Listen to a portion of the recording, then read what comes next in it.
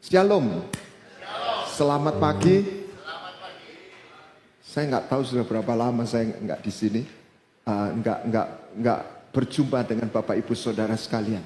Baik, saya tidak berpanjang lebar, ya kecilin sedikit. Kita baru merayakan Natal. Kita lihat Natal dengan cara pandang yang berbeda-beda. Kita bisa menganggap Natal bagi anak sekolah minggu, wow, ini hari yang khusus, saya dapat hadiah. Tentu saja itu baik. Dan dia mulai melihat Tuhan itu baik.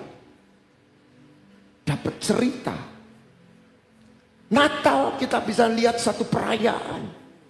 Natal liburan akhir tahun. Ketika saya merenungkan, saya mendapat satu gambaran.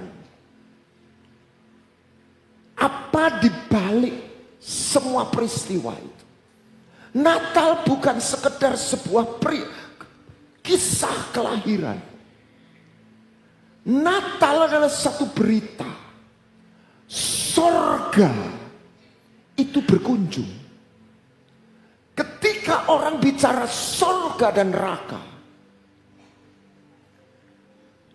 kita berpikir itu urusan orang yang sudah meninggal dunia. Kira-kira begitu ya. Masuk sorga atau masuk neraka. Tetapi 2000 tahun yang lalu, sorga yang misterius, sorga yang tidak terjangkau bagi orang yang hidup di bumi ini, itu berkunjung. Sehingga surga yang tidak terjangkau menjadi terjangkau. Minta izin bahasa ilmiahnya. Surga yang transenden menjadi imanen. Itu sehingga manusia yang hidup di bumi itu boleh mengalami kehadiran surga. Dia waktu hidup di bumi. Doa Bapa kami itulah permohonan utama adalah datanglah kerajaan. Saya merenungkan dan membaca bagaimana berdialog antar kepercayaan. Saya bisa menyimpulkan, saya khawatir semua kepercayaan dewa yang dipercaya berbagai kepercayaan itu imajinasi manusia. Saya tunjukkan sedikit buktinya. Pernah dengar sundel bolong wewe gombel? Mbok saya dikasih senyum sedikit, jangan tegang saudara.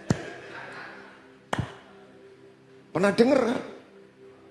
Kenapa di Amerika tidak ada wewe gombel sundel bolong? Pernah mikir gak? Karena roh jahat itu menyesuaikan kepercayaan orang. Tetapi Allah yang diceritakan di Alkitab itu bukan Allah imaj. Waktu bangsa Israel itu keluar, Allah itu hadir di Gunung Sinai. Seluruh bangsa itu lihat. Amin. Dengan mata. Walaupun wujudnya tidak kelihatan. Makanya Musa bilang, engkau mendengar suaranya. Dari api itu. He is not imagination. He is. Dia ada. Itu bedanya. Saya menjadi Kristen sampai jadi hamba Tuhan. Dimulai dari satu tantangan. Engkau itu ada, benar enggak Tuhan? Ada taburan firman yang dimasukkan waktu TSD di sekolah Katolik. Tapi saat saya krisis, stres, saya nggak cukup dengan cerita Tuhan itu ada. Saya butuh dia tuh jadi ada. Setuju? Dan Tuhan berkemurahan. Saya dijamah. Saya nangis 1 minggu. Dia itu ada. Banyak orang tidak pernah berpikir. Nama Yudhwaha, Yahweh, Yahweh. Sebetulnya nggak ada vokalnya. Itu artinya pengertian. Aku ada. I am. Dia bukan cuma ada sekarang. Masa lalu. Makanya orang trauma pengalamannya masa lalu bisa disembuhkan. Karena Yesus bisa hadir di masa lalu. Kalau nggak percaya lihat sering lihat film Avengers itu. Endgame, pernah lihat ya? Yaitu Thanosnya sudah menang kan? Gitu. Gimana caranya? Masuk mesin waktu dulu, ditembak di situ. Persoalan yang sekarang beres. That's the principle of inner healing. It's a time. Dia ada. Dulu, sekarang, dan di situ. Dia ada. Itu yang membedakan Allah kita dengan Allah yang lain. Saya menekuni Trinitas. Saya melihat satu pengertian yang amazing. Saya kerucutkan satu kata. Kenapa Tuhan itu dalam Bapa, Allah itu dalam Bapa, Putra, Roh Kudus. Dia Allah yang ingin menyatakan kehadiran dan bersekutu dengan orang, makhluk yang dia cintai, manusia. Beritanya mengerucut ke sana. Karena Bapa itu api yang menghanguskan. Terang yang tidak terhampiri. Tidak seorang pun bisa melihat, ketemu dia. Kenapa? Kobong kita. Bapak mengasihi Pak Buce. Amin Pak. Tapi kalau Pak Buce dipeluk Bapak, kira-kira hidup atau mati? Mati. Mati kita. Tapi dia sayang sama kita. Makanya melalui putranya. Ini listrik berapa volt? 220. Sumbernya apa? Tegangan tinggi. Sumber. Kalau sumber itu langsung masuk di sini, ini lampu menyala atau jebol? Jebol. Sudah.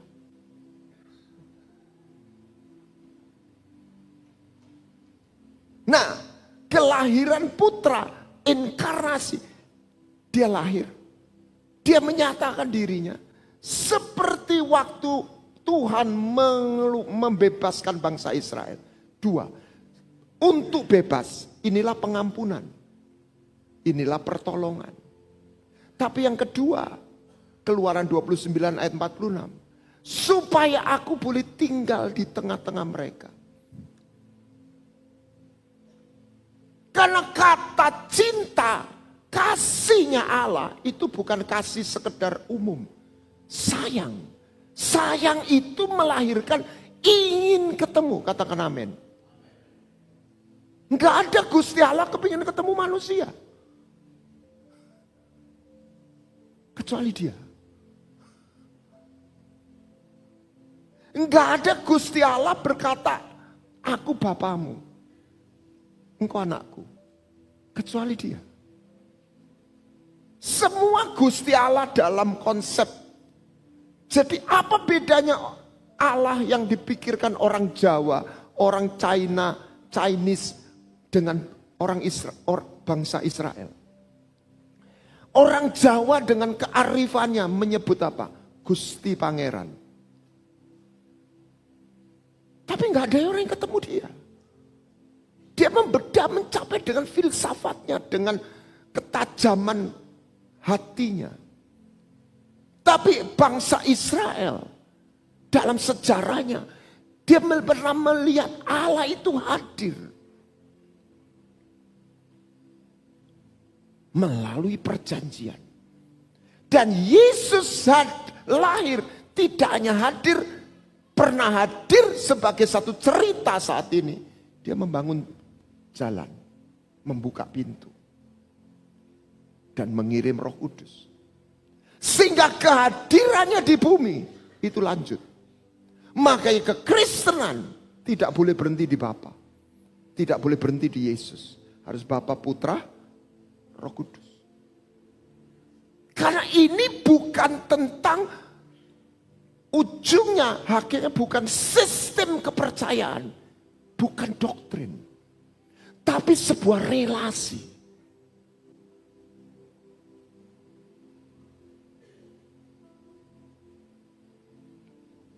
Dan perjumpaan pertama kita nggak kenal dia sebagai raja. Bapak. Bapak ibu yang punya anak. Waktu kelahiran anak. Bisa enggak anak itu bantu kita cuci-cuci atau apa. Bisa kerja dapat duit. Enggak. Enggak nidurno ya. Ya betul ya. Malam-malam susu. Tapi kita enggak merasa terganggu. Kita sayang sama dia. Apa dia berjasa sama kita? Tidak. Itulah Bapak. Itulah Ibu. Agama bilang, kasihlah Tuhan. Layani dia. Oke, itu benar. Enggak salah. Tapi bukan itu. Percayalah. Tidak seorang manusia sanggup mengasihi Allah lebih dulu. Kalau dia berusaha, itu jadi fanatisme. Itu jadi agama. Biasanya hatinya nggak makin lembut. Berita Injil itu adalah berita Tuhan mengasihi kita. Jadi iman kita harus didasari sebuah perjumpaan. Apa perbedaan hukum Taurat dengan Injil? Saya khawatir sebagian orang menjalani Injil itu seperti Taurat. Yang dibela itu doktrin, konsep peraturan. Saya tidak katakan doktrin itu gak perlu, saya punya doktrin. Tapi itu bukan tujuan akhir. Hakikat Injil adalah dari peraturan kepada satu hubungan dengan satu person. Bagaimana kita bisa terhubung kalau dia tidak hadir?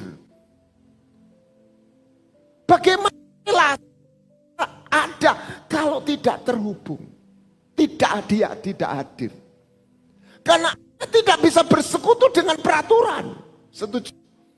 Kita hanya bisa bersekutu dengan satu person.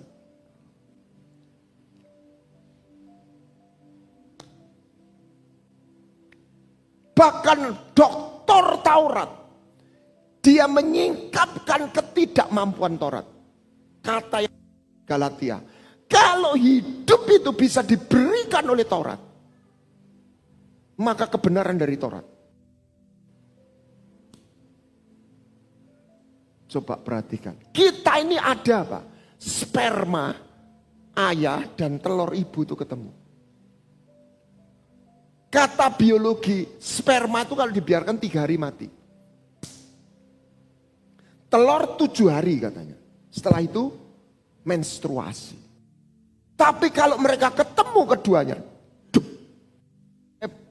dapat di Instagram tuh, ada cahaya. Life is light. Keluar cepat life. By connection. Listrik muncul plus minus ketemu. Agama itu baik, kata Paulus, Taurat itu baik. Tapi tidak bisa memberi hidup. Karena tidak ada connection. Hidup ini terjadi ketika kita terkonek.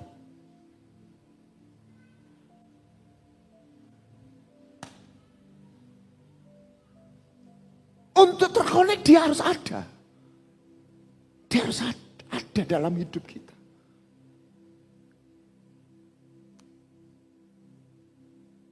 Itulah kekristenan. Ibadah kita bukan belajar Tuhan. Sebab Tuhan itu bukan objek. Tuhan itu person. Kita belajar untuk mengenal dan dikenal. Dan pengenal kita akan dia atau dia kenal kita. Itu yang menjadi satu kekuatan yang merubah di hidup kita.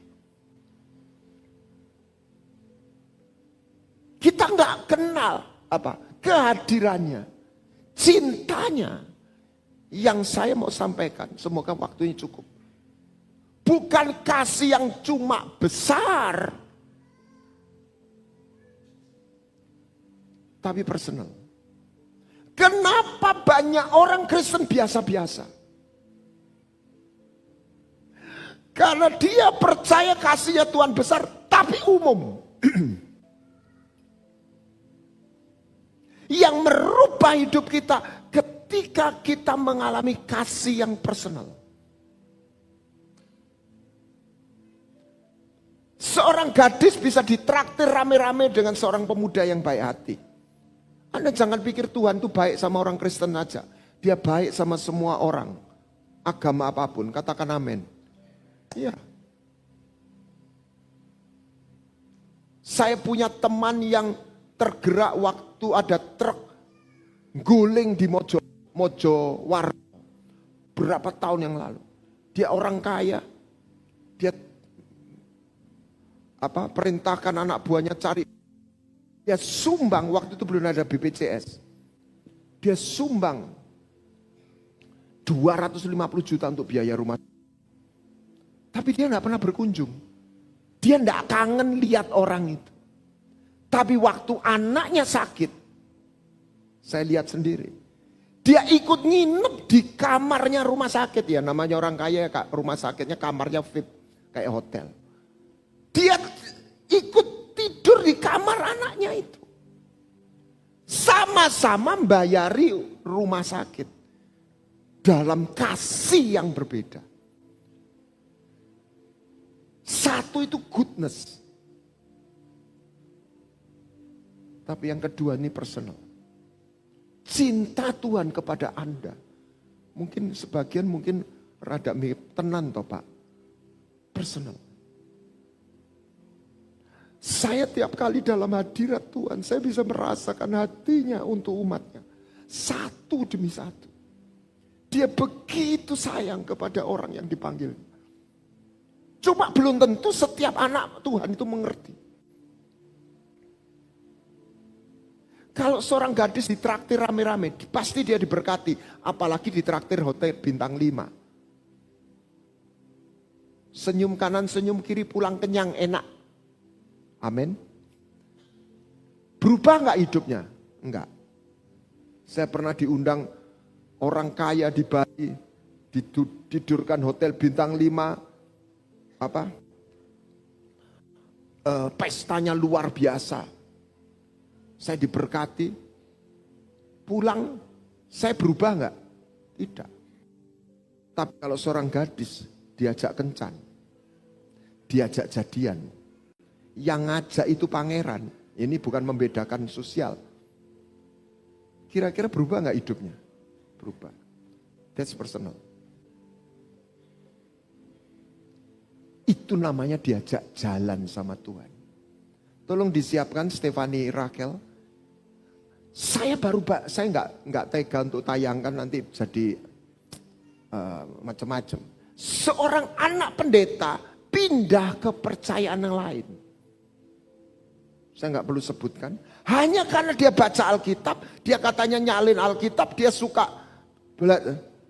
peraturan perjanjian lama, dilarang makan binatang ini, babi, di perjanjian baru kok boleh. Berarti Alkitab ini mencela-menceli. Menurut dia. Pindahlah, keluar dari Kristen. Anak pendeta. Dia diwawancarai.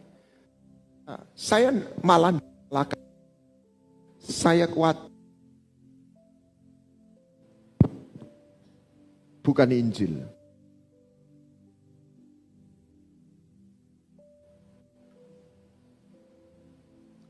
Ada yang salah?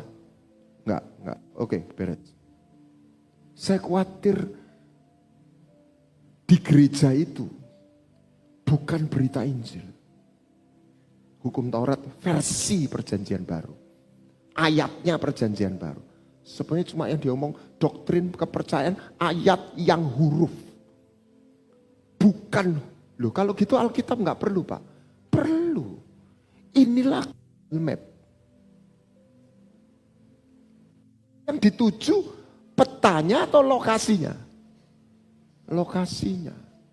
Kalau Anda ke rumah makan disodori apa? Daftar menu. Perlu nggak? Perlu. Tapi apakah Anda makan daftar menu? Enggak. Anda lapar lihat daftar menu bisa kenyang? Enggak. Alkitab itu firman Tuhan tertulis. Tapi firman, sang firman, Yesus. Soalnya di mana Yesus? Roh Kudus. Jangan lihat Roh Kudus karunia dulu. Who is the Holy Spirit? He is the reality of Christ on earth. Kok bisa orang nangis-nangis? Dia merasakan kasih. Kasihnya Yesus oleh Roh Kudus. Sehingga Yesus bukan cerita. Amin. Yesus itu ada. Sehingga kita jalani hidup di bumi ini bukan dengan kekuatan kita, dengan kehadirannya.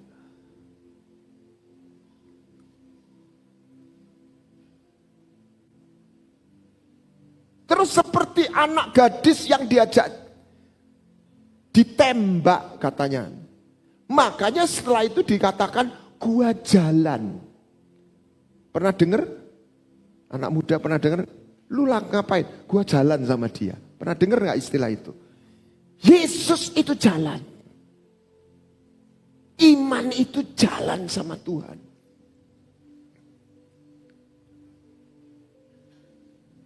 Dan kita tahu dia ada. Pas seneng kita bilang Tuhan, terima kasih. Pas susah kita nangis. Kita curhat. Kita jalan sama-sama dia. Amin. Itulah perjalanan iman. Tuhan tidak janji langit selalu biru. Tapi dia janji dia hadir. Dia ada. Saat kita menangis dia ada.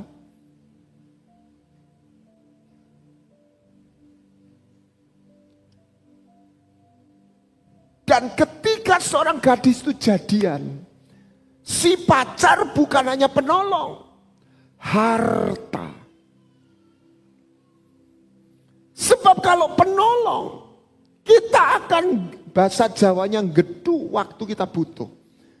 Di Surabaya atau di kota besar ada dokter laris, manjur atau terkenal. Orang mau tunggu prakteknya tutup jam 1 pagi. Loh itu ada. Kalau orang pas sakit nunggu sampai jam 1 pagi mau nggak? Mau, butuh. Kalau pas sehat mau nunggu sampai jam 1 pagi? Ya mau. Itu banyak orang memberhentikan Yesus sebagai penolong. Bukan harta. Harta itu seperti apa? Saya ngomong anak muda. Siapa yang sudah punya pacar? Oh enggak berani ngaku ya. Coba saat ini anak milenial. Ini si gadis sama si pemuda. Biasa wah jalan itu. 1 hari WA-nya enggak masuk. 3 hari enggak datang. Gelempengan enggak si ceweknya? Bukan hilang duit, bukan ada masalah. WA-ne ora mlebu. Kuwi di tak WA kok ora bales. Betul ya? Kehadirannya hilang. Kenapa dia gelempengan? Karena buat dia pacarnya itu harta. Yang muda-muda katakan amin dong.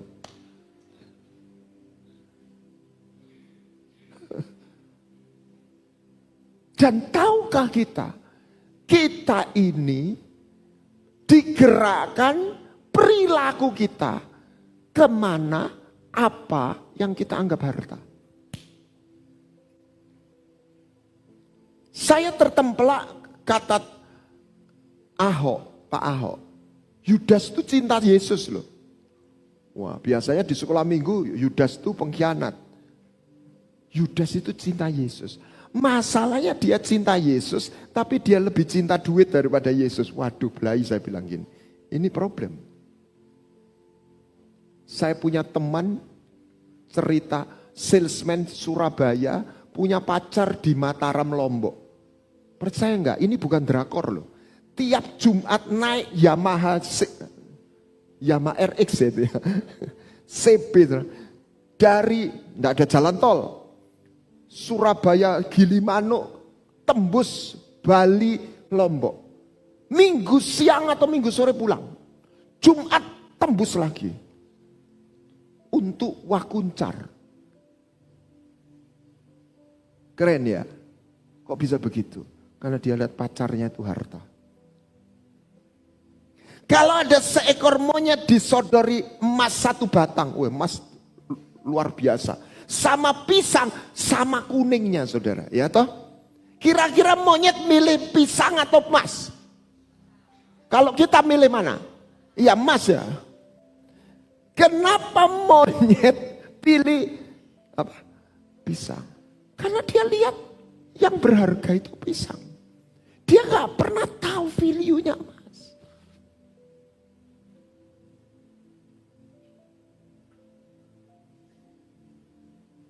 Dia hadir, dia bukan hanya penolong. Dia harta, dia arti hidup kita. Kalau dia hilang, kita cari. Kita gak ingin kehilangan dia. Amin. Ada seorang anak muda. Namanya Stefani Rachel. Ya orang kelompoknya ini bisa pro kontra. Saya gak ingin benar. Cucu dari Pak Yusak Cipto. Pernah dengar Pak Yusak Cipto? Dalam sebuah tragedi. Mamanya meninggal. Saya baru tahu persis 1 hari sebelum ulang tahunnya mamanya. Dia sudah bikin hadiah buatannya. Anak 10 tahun. Dan pada hari ulang tahunnya. Mamanya sudah dipeti mati, sudah ditutup. Karena wajahnya hancur dan berdarah semua. Dia kasih hadiahnya di atas peti. Tolong disiapkan. Lagunya bisa diberhentikan dulu. Papanya berkata, nak, jangan susah, papa selalu ada bersamamu. Tapi seminggu 2 minggu kemudian, ternyata papanya masuk penjara. Dia tumbuh tanpa ayah, tanpa ibu. Secara psikologi dia hancur. Tapi dia ketemu Yesus. Dia Yesus. Sampai dia diberi kesempatan berbicara sebagai contoh seorang anak yang karena keadaan itu mestinya hancur. Kenapa? Jalan sama Yesus. Bandingkan dengan anak pendeta yang meninggalkan imannya. Karena dia lihat kekristenan hanya sebuah kepercayaan. Ya, enggak apa-apa, dikasih. Terima kasih. Tes.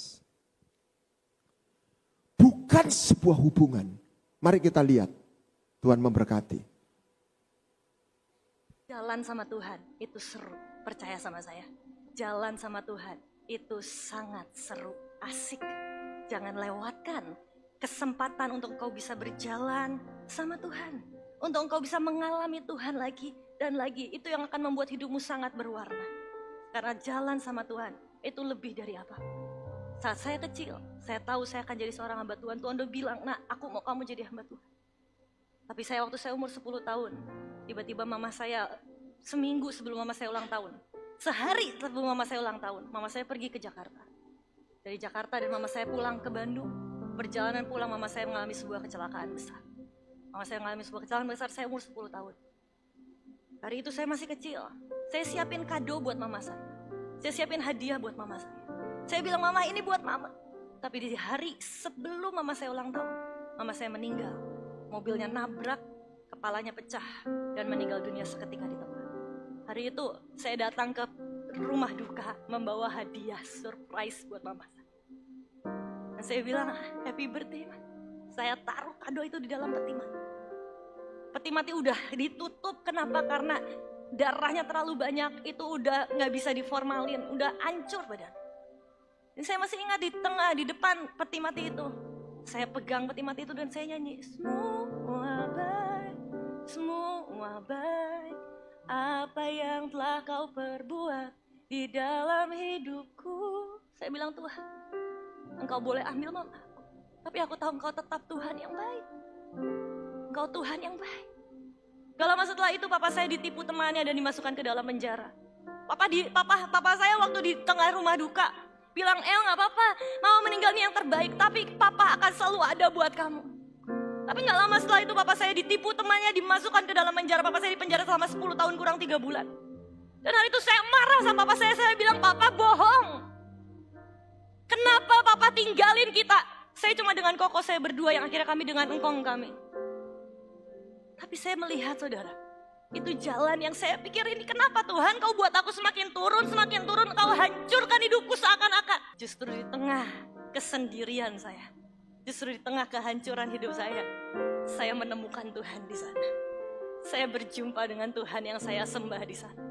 Dan cerita ini udah membuat saya diundang sampai ke Amerika hanya untuk menceritakan berita kebenaran firman Tuhan. Ke PBB waktu saya umur 17 tahun. Berita pengharapan bahwa orang yang hancur, anak yang hancur gak punya pengharapan, bisa Tuhan pakai dengan dahsyat. Saudara, saya mau bilang hari ini jalan Tuhan, bukan jalan kita.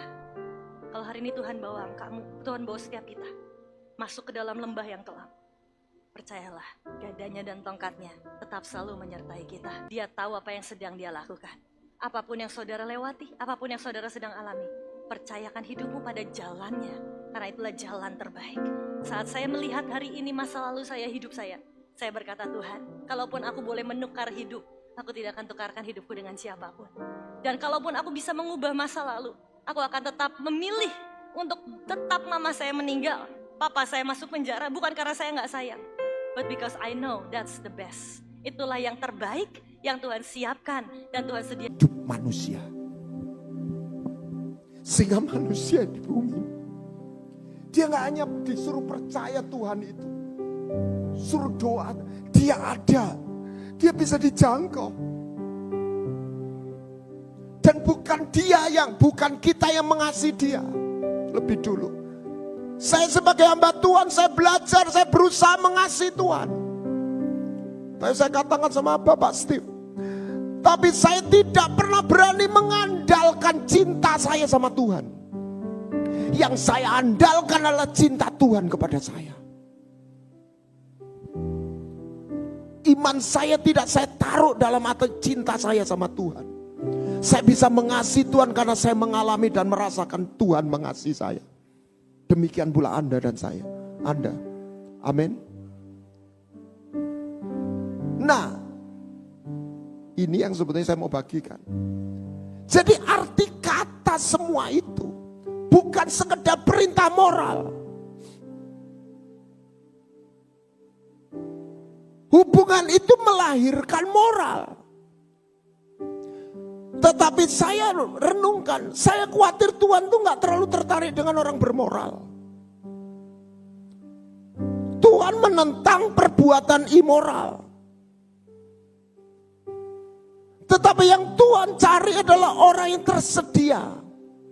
Firman Tuhan, saya kurang hafal persisnya. Dapatkah 2 orang bisa berjalan kalau tidak sepakat? Pernah dengar? Saya bahasakan, cocok. Katakan cocok. Yang pertama, kuduslah engkau sebab aku kudus. Itu bukan perintah moral, itu perintah cocok. Kuduslah engkau sebab aku kudus. Bayangkan ada dua pemuda-pemudi gadis pacaran. Yang satu resikan, bahasa Jawa ini mantep. Sing satu nih kemproh, Bapak Ibu Saudara. Iso cocok enggak? Gak cocok. Mangan satu ditoto gini, sing satu umbelan. Gitu. Gak cocok. Kenapa kita hidup dalam kekudusan? Bukan menjadi orang bermoral. Supaya aku cocok. Sehingga aku gak bangga, wah aku lu kudus. Tidak. Sebab aku pengen jalan sama Tuhanku. Amin. Yang kedua,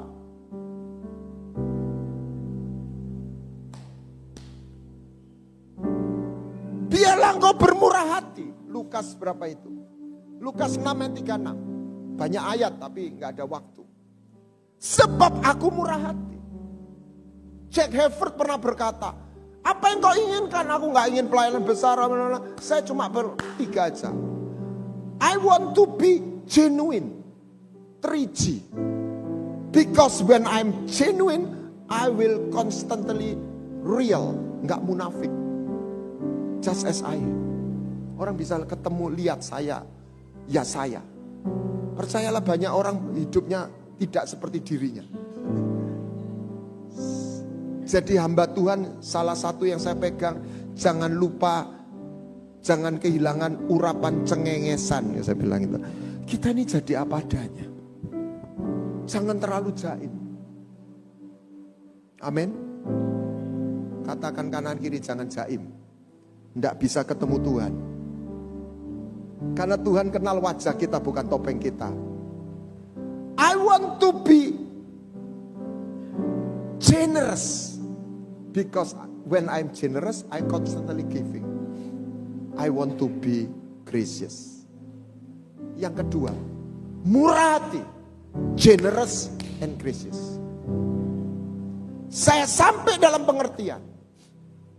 Kenapa kita menyembah Tuhan? Pernah mikir nggak? Tuhan itu bukan pribadi gila disembah. Setuju? Gak nyembah ke aku. Lah kenapa dia minta kita nyembah dia? Satu itu protokoler kerajaan. Yang kedua, lewat itu landingnya, runway-nya dibuat. Dia bisa hadir, menjumpai kita. Karena dia harus ketemu iman, penyembahan. Dia kepingin ketemu. Nah, tetapi saya khawatir ada orang yang begitu memuja Allah. Jadikan Allah. Tapi medit amit-amit. Tahu medit saudara? Tidak cocok saudara. Sebab Tuhan itu tidak medit. Katakan amin.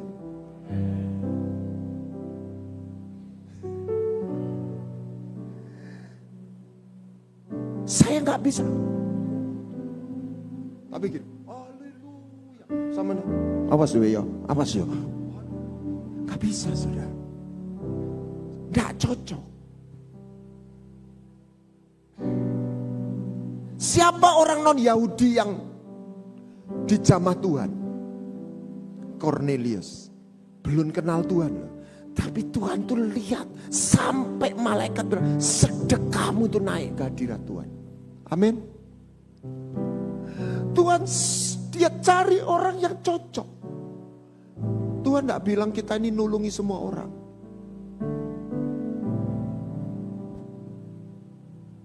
Tapi selalu ada orang, mungkin tuh family, mungkin orang yang di depan rumah kita, whatever. Orang yang dihadirkan. Itu yang ketiga, compassion. Apa yang tidak dimiliki ahli Taurat? Bukan doktrin. Bukan aktivitas agama. belas kasihan. Jadi kerjaannya apa? Nudingi orang, cari salahnya orang. Buang gak dia. Makanya bisa nangkep perempuan berzina.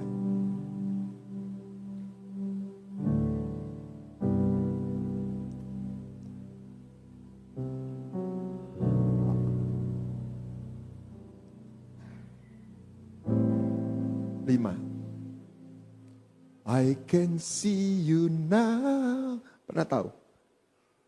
Nyanyi, bisa? Ya sudah enggak. You know. Matius 25. Siapa penghuni sorga itu? Orang yang berbelas kasihan. Saya pernah ngasihkan ini sama salah satu pendeta Betani. Besoknya dia telepon saya, Pak, aku mau coba bukumu itu. Aku gak bisa turu, Pak. Loh kenapa? Saya lagi mereview kata iman saya. Banyak orang terjebak dalam kegiatan rohani. Saya gak ingin nuding orang. Saya bisa khotbah di mana-mana. Tetapi kalau saya kehilangan rasa, saya gak punya belas kasihan lagi. Saya ngelihat jemaat itu hanya jadi objek. Saya jadi pengkhotbah profesional. Saya hanya melakukan permainan kosong.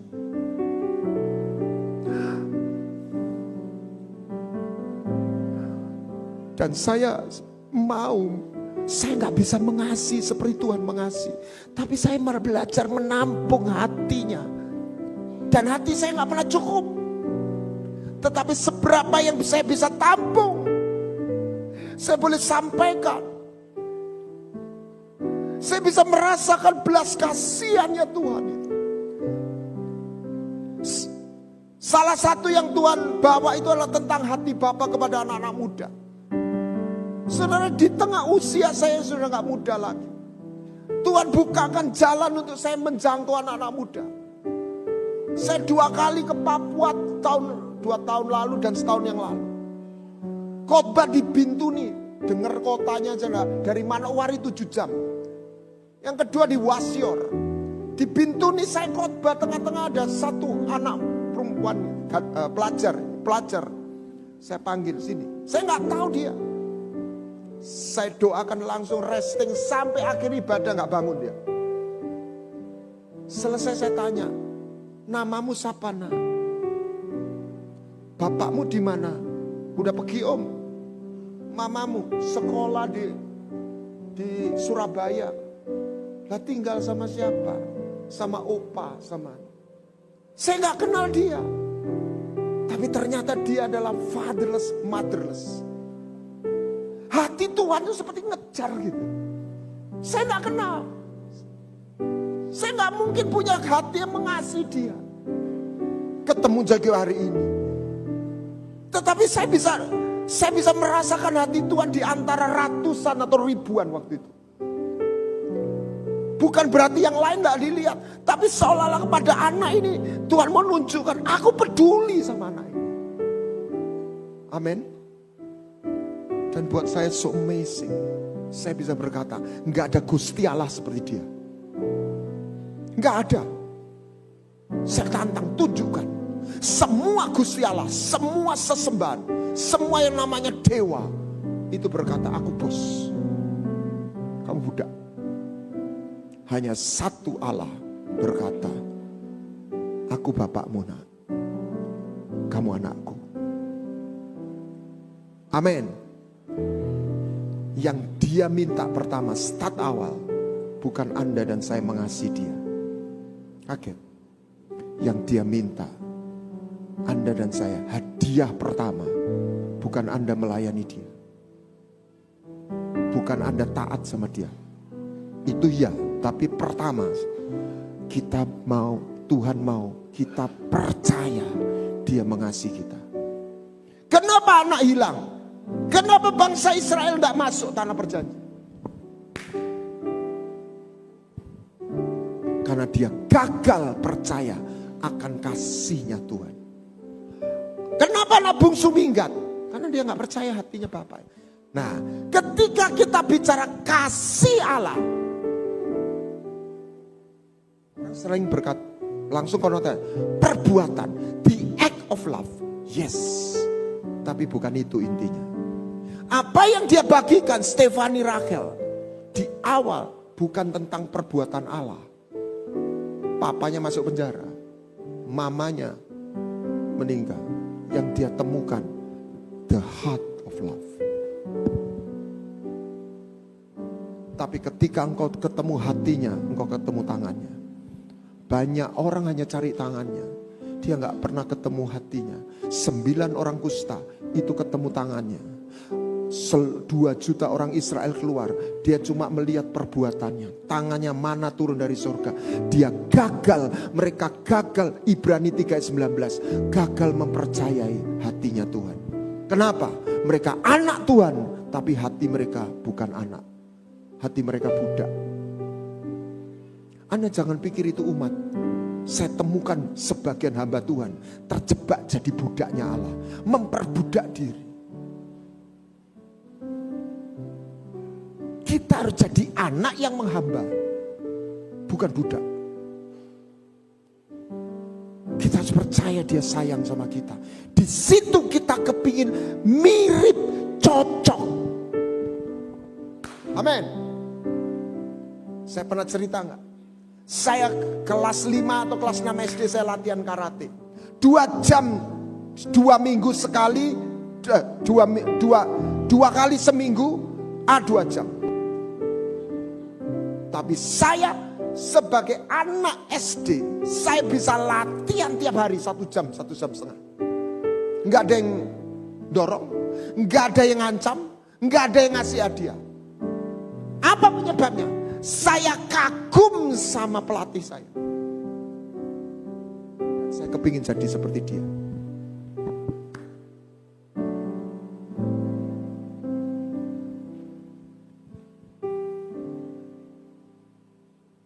Saya latihan, saya kepingin mirip dia. Itulah relasi, itulah kekaguman, bukan sebuah peraturan. Amin.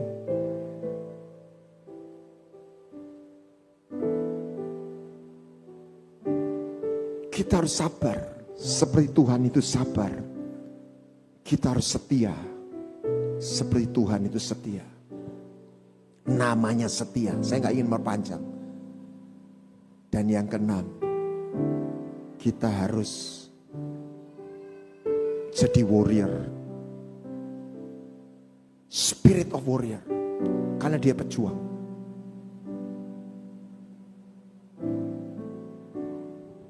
Pejuang bersama aku. Aku mau jadi pejuang. Bersama dengan Bapa.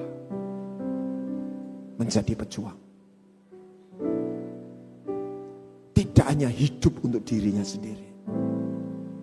Amin. Setia.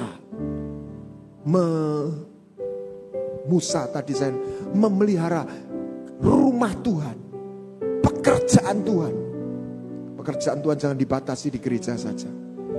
Yang ketujuh. Catat baik-baik, khususnya anak muda.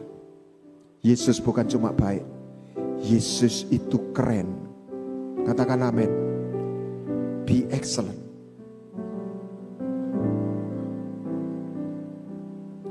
Kenapa saya kagum sama pelatih karate saya? Karena di mata saya dia keren. Yesus itu guru spiritual yang paling hebat, terbesar yang pernah hidup. Buddha itu luar biasa. Tapi Buddha mati gak bangkit. Buddha di akhir hidupnya dia berkata, aku gak bisa bawa neraka ke nirwana. Ada di Museum Chiang Mai, catatan ini. Tapi nanti ada satu raja yang punya kapal yang bawa. Tandanya raja itu, tangannya tertusuk, kakinya tertusuk, lambungnya tertusuk. Jesus. Dan dia mau jadi bapak gembala kita. Anak yang lahir itu, dia disayang bukan karena berjasa. Tapi dia gak kenal bapaknya itu siapa. Kalau bapaknya presiden dia juga gak tahu. Tapi ketika dia bertumbuh, dia mulai mengenal. Oh, bapakku yang sayang itu bukan cuma sayang. Dia bos besar. Dia raja. Dia punya kerajaan. Dan kita bukan cuma ditolong, kita disiapkan jadi anaknya, jadi pewarisnya, mewarisi kerajaannya. Siapa mau jadi pewarisnya, jalan sama dia, cocok sama dia. Jangan jaim, jangan medit. Yesus disalib bukan karena dia mengusir setan, menyembuhkan orang sakit, karena memanggil Yahweh itu Bapa. Doa Bapa kami dimulai apa? Bapakku yang ada di sorga. Hubungan. Anda yang pernah ke Israel, bangga sedikit gereja doa Bapa kami. Pernah? Ada yang ke sana? Semua negara satu plakat, Indonesia punya 4 plakat. Indonesia, Jawa, Batak, Sentani, Papua. Saya batin, kurang 1. Apa Pak? Doa Bapa kami dalam bahasa Betawi. Coba bahasakan, mantap. Babi gue yang ada di surga, ayi anakmu be. Iki anakmu be. Be, duitku tek be. Gitu loh saudara. Be. Jadilah anak. Tapi ya jangan jadi anak gampang. Anak yang dididik. Cocok. Jangan jadi anak kesayangan semata. Anak kesukaan.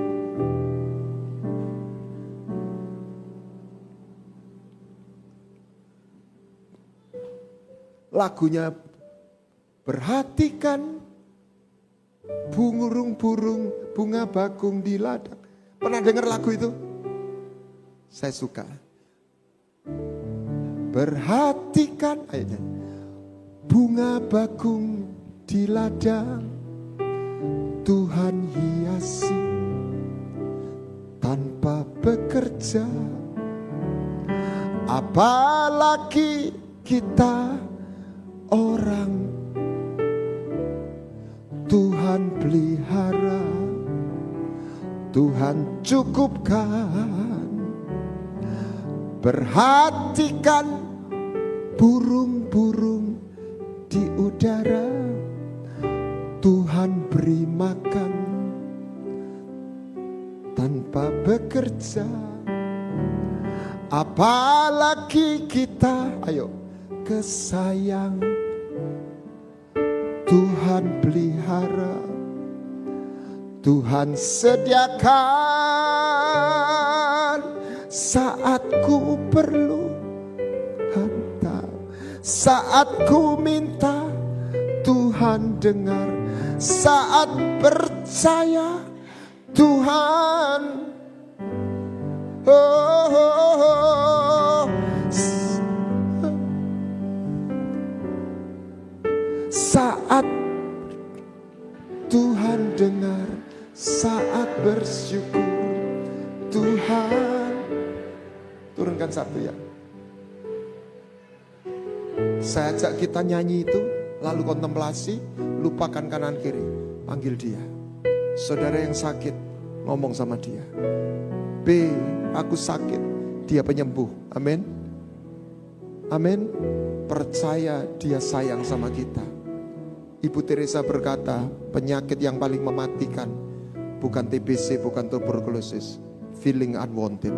Perasaan tidak diingini, perasaan tidak dicintai, dan itu tidak memandang strata ekonomi. Katakan sama Tuhan, kanan kiri, ojo jaim, ojo medit. Katakan satu kanan, ayo, ojo jaim, ojo medit, ojo memble, cocok sama Tuhan. Tuhan, aku mau menyenangkan hatimu. Jadilah anak, jangan jadi budak. Alami Roh Kudus bekerja. Anda tidak ketemu agama, Anda ketemu satu kehadiran yang real, nyata di dalam hidupmu. Mari kita bangkit berdiri.